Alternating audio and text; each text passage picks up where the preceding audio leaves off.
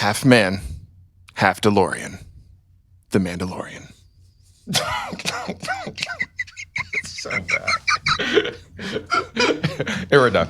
Let's move away from lies and fears. Perhaps it's time to leave. Free from how you look or what they say. Like a lion runs wild through the wilderness. Free from showing off a living fake. Like the eagles flying high, dancing with the air. There's breath in your lungs to breathe. Say, God, take this mask away. You see, he won't let you stay. Living in hollow days.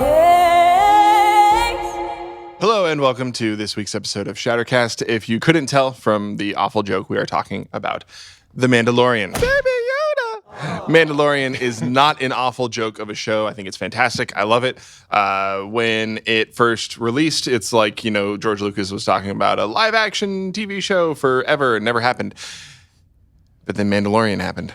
I was cautiously optimistic going into it. By the third episode, I was all, this is the way. I'm sold out for Mandalorian, y'all. Just kidding. That's just Jesus. But I love Mandalorian a lot. So how do you guys had to feel rate about the two, like where would you put? Does Jesus have his own Beskar armor? Like, I believe so. then he's probably higher. Okay. Jesus is definitely higher. All right, so talking about Star Wars. Yeah, what do you guys feel? Mandalorian. What do you? I obviously love it, so I don't want to just dominate the conversation off the bat. Sure, I enjoyed it. I thought it was really good. I like the different tone shifts that each episode has, so that's been really cool. High production value. We didn't know, since it was going to be on Disney Plus, it's going to be a streaming service. We didn't know if the budget would be less, if they were going to be like, you know, puppets in the background and strings. Like, we didn't know what this would look like. But it looks like Star Wars. So, yeah, they put some money behind it. And it's getting a lot of great reviews. A lot of people are enjoying this, even over the trilogy. But we won't mention that right now. So, yeah, I'm liking it. Wow. There's a lot of love for the child. The child. The 50-year-old child. But I think it's, as much as I like that as well, I think it's a true testament to Pedro Pascal's acting, the fact that he doesn't have his face to be able to like express, because he's got the helmet over the whole time. And I think he does an excellent job in acting in that sense. We should mention... I was just thinking the exact same thing, yeah. So there are very light spoilers in this episode. So basically the first episode is fair game. So if you haven't seen anything... probably the stuff we've talked about right now is the kind of stuff that you would see already turned into a meme at this point. But the first episode, we're probably going to talk quite a bit about. The rest of the show, though, we're really going to try to avoid spoiling anything. Definitely nothing in like the last episode or the last half of the season even. But yeah, so light spoilers, nothing too crazy. Oh my God, Baby Yoda dies. Yeah, so for those of you that don't know anything about Mandalorian, the Mandalorian... part of their code is they keep their helmet on. Yeah. So Very cool. Well, you know, if you're trying to go downstairs and you just want to be, you just want to be safe. At least that's what I do. Put on your helmet before you go downstairs. This is the way. No, but I've had like this firefly shaped itch for a long time. Ooh, that's a really good old point. Western mixed with the sci-fi, mixed with the traveler type of archetypal story. So when this came along, I said, hey, finally, after how many years, 10 years? I don't know how long. Like 11 or 12, I think. Probably more than that. Yeah. You know, but then to be able to get a show, it's like this old Western kind of gunslinger. And even the trailers kind of play it out. You have like the Western trope where he comes into like the saloon and there's kind of like the flatbed and all. It's just cool, man. It's just so that to me is like the biggest appeal of the whole show is like this old Western meets sci-fi. No, that's actually a fantastic point. I hadn't even thought to really connect the two, but from a cinematic perspective, I think that's a really fair association. Yeah, that's a good example. Yeah. Yeah, and you know, a bunch of people have compared it to The Lone Wolf and the Cub, which is a manga that came out in 1970, which kind of follows a similar kind of story trajectory where it's kind of a hardened warrior has to take care of a younger person and hopefully survive in kind of this outlaw wasteland in feudal Japan, I believe. So, Cool. kind of neat stuff. No, that's good. Kind of neat stuff there. One of the things that you had mentioned was different tones throughout the season. Part of that is because a lot of the episodes have completely different directors. If you haven't seen the show yet, the final episode was directed by Taika Waititi of Ragnarok fame and many other things. He had the vampire movie that the name is escaping me. It was What They Do in the Dark or Yeah, something like that. I don't What know. They Do in the Shadows. What they ask like that. Yeah. What We Do in the Shadows. Yeah. Wow. But there's also like great names like I believe Bryce Dallas Howard Yeah, directs she did one. like direct episode 3, I think. Doesn't Ron Howard do one as well? Probably. Maybe. And I the rest of them escape me, but that's me. Well, We should mention Jon Favreau. Yes. Yes. Of Happy Yes. fame, Yes. who did Iron Man 1 and plays Happy in the Spider-Man movies and Iron Man movies. He is like overseeing. Yeah, he's I think producing he it. directed the first issue Mm-hmm. or first episode, and then he's Yeah, overseeing he's it. he's the yeah. executive producer for the show, and I remember when I didn't actually know that going in because I really knew very little about Mandalorian when it first dropped. I just didn't do a lot of research on it. I just wanted to enjoy it. And when the credits rolled on the first episode, the first thing I was thinking was, "This is a really good show. I'm glad that I decided to watch it." And then Jon Favreau's name popped up, and I was like, "That That's explains why. it." Well, I Because think- he's a big fan of Star yeah. Wars, and he's going to do it I justice. think that main droid, the one that you really like, I forgot his name. IG-88. IG-88. Well, I mean, it's just the beginning. I think that he's also voiced by Taika Waititi. You're right. Oh, as yep. well. Because usually in most of his films, then he has a cameo. Yeah. Whether big or small. Yeah. So I think one of the great things about this is that it expands Mandalorian lore, and Star Wars is. I've always enjoyed Star Wars as a universe. The movies have been hit or miss. Again, we'll talk about that another time. But sometimes I think the movies lean a little too heavily on the Jedi Sith war, and there's so many other things that make up this universe too. So it's been really cool just for them to kind of expand the Mandalorian lore and just all behind it, and just see some of these things come together. So that's been kind of cool. Yeah, no, I agree completely. It's one of the reasons why, spoiler alert, I liked Solo. I know not everyone likes Solo, but I did because it was content set in the Star Wars universe that didn't revolve around the Skywalker saga. And I thought it was good content, and I thought that they did a good job with it. And that's how I feel about Mandalorian. I like Mandalorian more than I like the Solo movie, but it's exactly what you said. It's the same universe, which is awesome because I love the Star Wars universe, and it's fresh content. Yeah. And I think it's smart that they set it to be after the fall of the Empire. So it's not like there's all this craziness of the war going on, which could very easily detract from that story. Yeah, and it's clarify. It's set after Episode 6. Is that correct? Yes. Yes, Okay. after 6, before 7. Okay. Yeah. So the Empire has fallen, the First Order has not risen. That being said, the show is not perfect because nothing is perfect apart from Christ. I don't know why I said it. It doesn't matter that it's true or not. true. But it's not perfect, right? So like we don't want to just gush over it and hype it up to the extreme and make you think that it's the best thing since sliced bread, which is like barely 100 years old, by the way. Sliced bread was like the 1900s. There you Anyway, go. goodness. fun fact. Been a lot the whole time. But This is why you listen. one of the things that's important is with the different tones throughout the season, with the different directors, it could have been easy for them to not really have a clear direction like some other things that we'll talk about later with the trilogy. But there's a lot of supporting characters throughout every episode, which I like because it makes the universe feel more real. And you sometimes encounter people that aren't going to be in every single episode, and it builds depth. But at the same time, there's the concern of just being overwhelmed with new characters all the time, and is there ever going to be a payoff with some of them? And sometimes there is, sometimes there isn't. So, what are your thoughts about that? Yeah, I think to that point, they kept introducing a bunch of these characters and almost for some of the episodes, it was almost like a standalone episode. And it's like, are they going to bring this all together? And spoilers, they do a decent job with that. But yeah, for a couple episodes, I was like, that was a cool episode, but how's this tie into a bigger story arc? Like you would call it like a filler episode. Yeah. So there's that. Yeah, I think, and there's a little bit of pacing and tonal shifts. Sometimes it worked well in some episodes. Sometimes it was like, that was a little weird. some of that stuff is a little nitpicky, but yeah, it's not perfect, but it's pretty good. What do you guys think?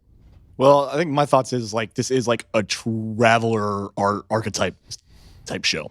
So for me, when they have a standalone episode mini story, I'm honestly fine with that because I think that with these characters, because it's not like this galactic war that they're in, you know, it kind of gives you more freedom to kind of explore their personality and introduce new cast members. And whether or not they come back or not, I think it's about the Mandalorian starting to unravel his human side more and more. This is someone who's like the stone cold bounty hunter, always on his own, but he's slowly, as he meets people and as he helps them and as they help him, he begins to let down his guard and, you know, maybe one day even take off his like helmet. We'll see what happens. You know, we'll see what happens. But, you know, because it's part of their code. So you can't take it off.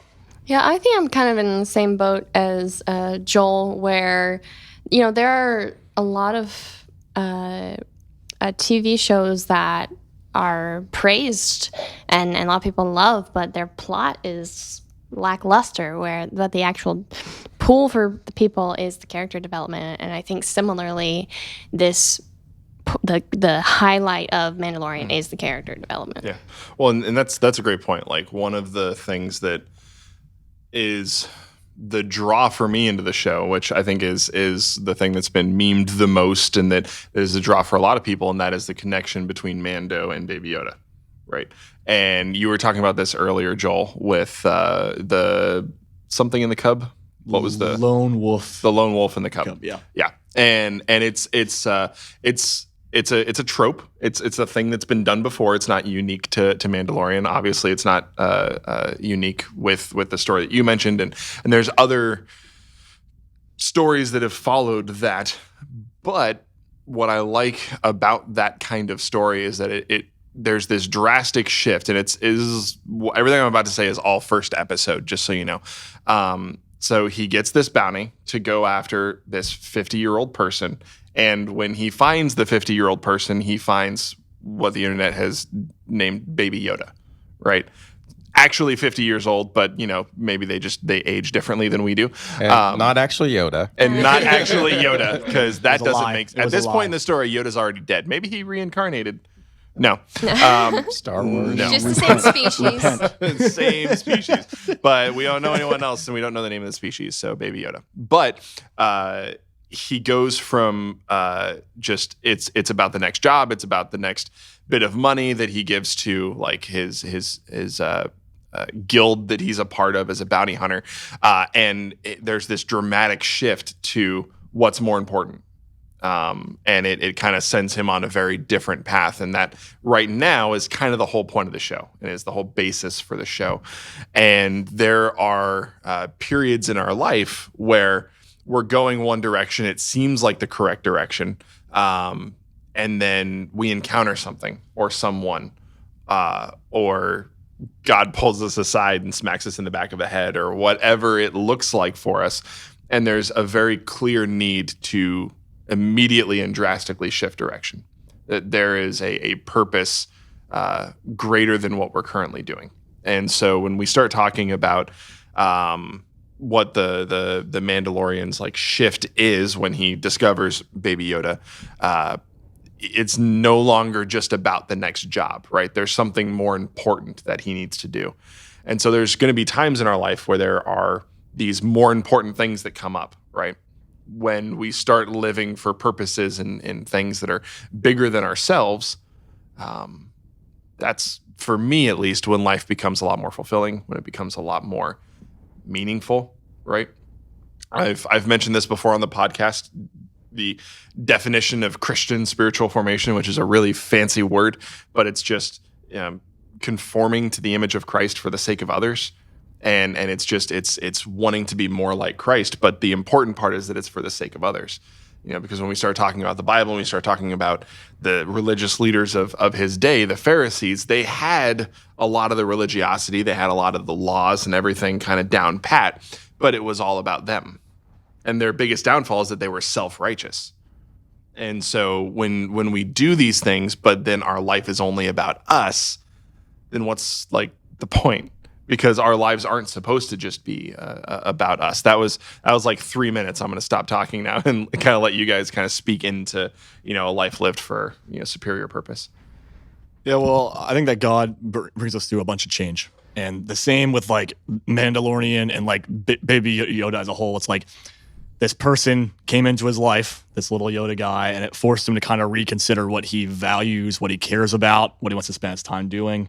And that's like the same with us. Many of us on this Christian journey, maybe we like met a buddy who was a Christian and we just started hanging out with them, and then that started to shift your life. Or maybe we were just praying and we had an encounter with God, or just these things where it's like this change comes in. But what encourages me about change overall is like life as a whole, down to a molecular level, is always changing. It's always multiplying. It's always growing. It's always producing, which is why it's life. Death, like tracks and kills, but life is always multiplying. It's always growing, and it's always improving upon itself. And as we talk, like there's skin cells on our arms that are dying and are being remade that we can't even tell are happening. But like, so in our lives, if we're in a place where maybe we've felt like we've just been going from job to job, our head has kind of been locked in. It's like we have like the horse blinders on, and maybe God is saying, hey, wake up and see, hey, there's much more than just your little pocket of the world. There are people in need who just need love, who just need affection. And God knows that you also need that. And the funny thing is like you can't give what you don't have. So usually what happens is God will pour that into you, and then because you're so fueled up, then you'll just start to pour it out without even knowing that you're doing it, because it's just God has changed me from the inside out. I've encountered someone that's pure and that's life-filling and that's different than the people of the world, and now I'm starting to reflect that. And I think we could see some parallels to the show here as well. So yeah, it's good. Yeah, so Baby Yoda, he's got these special abilities, which is why there's a bounty on him in the first place. But Mandalorian, when he realizes and has this shift in his mindset, that he's not just valuable because Baby Yoda's not just valuable because he's got the special ability, but he's valuable because he's a child, he's a living being, and he deserves to have a life free of anyone trying to track him down and exploit him for those abilities.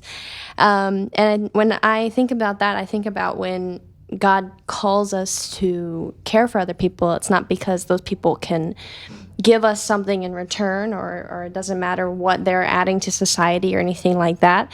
And more so, it just matters that they are loved, that because they are created by God, they are living being people.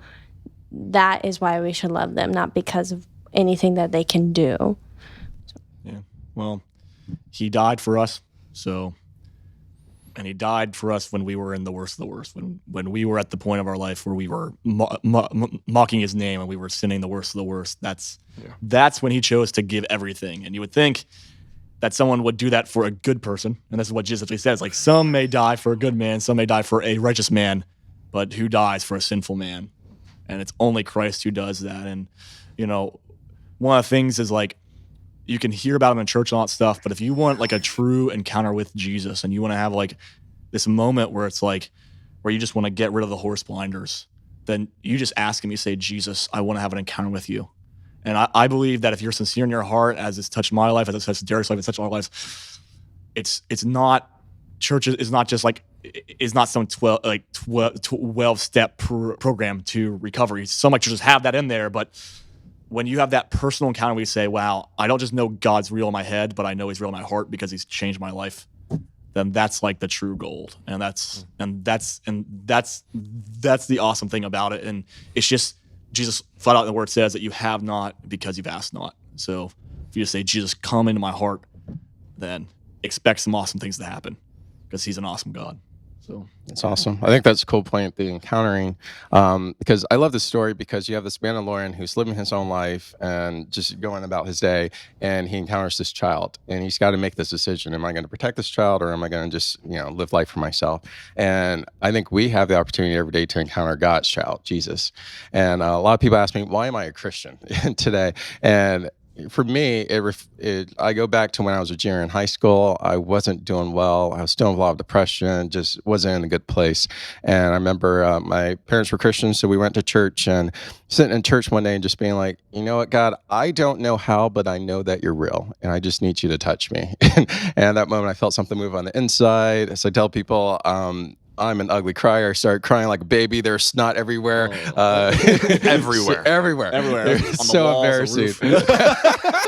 Were you there? Oh my goodness. How'd In you the know? tithing buckets. Can I pass this along, sir? Anyways, but it was the first time that I knew that this God that I had heard about was actually real.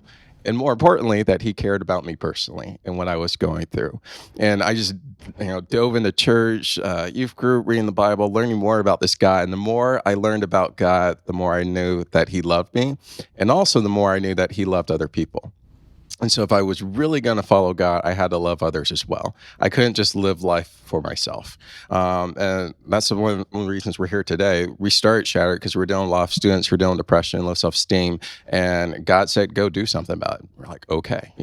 There's this cool verse in the Bible, Philippians 2:3-4. It says, don't be selfish. Don't try and impress others. Be humble, thinking if others is better than yourselves. Don't look out only for your own interests, but take an interest in others too. And so we have a choice, just like the Mandalorian did. Do we just live life, collect our bounty, go on about of our paycheck, do what we want? Or when we have opportunities to encounter something, do we stop and say, no, this is important. This has the opportunity to change my whole life. And I think when you encounter God, he changes your whole trajectory in life. Now, 20-some years, I'm still following God and helping others and excited to tell others about him because of what he did in my life when I was younger and when I finally recognized it when I was a junior in high school. And I think the same can be for yourself. Are you going to live life just for yourself, or are you going to stop and recognize God is trying to show you how much he loves you and how much he loves others, and encourage you to do the same? So, yeah, that's really good. And you guys, you both kind of touched on this, and it was the verse in Scripture where it says that God demonstrated His great love for us, in that while we were still sinners, while we were yet sinners, Christ died for us. Joel, you made the point that it's easy to die for a righteous man, right? But that's not, easy. But that's not what Christ did. He didn't die for a bunch of righteous people. He died for a bunch of messed up people. He died for us. And the natural response when you encounter that love is to cling to it. And so, what else is there? So thank you, Derek, for sharing that story. It was a wonderful story of when you encountered the reality of God truly for the first time. And that's awesome. Thank you. Joel. Thank you, Hannah, for being here. And thank you for watching. Thank you, Hannah. I say it like every week now, but we wouldn't be here without you, because we're not here for ourselves, because we're here for you. You are a baby Yoda. Kidding. It was heartwarming, and then it was just dead. Y'all have a great week. We will see you next time. See ya. Half man, half DeLorean. The Mandalorian. so bad. Here we're done. We're talking about like the car? That's the joke when I say, DeLorean, yeah.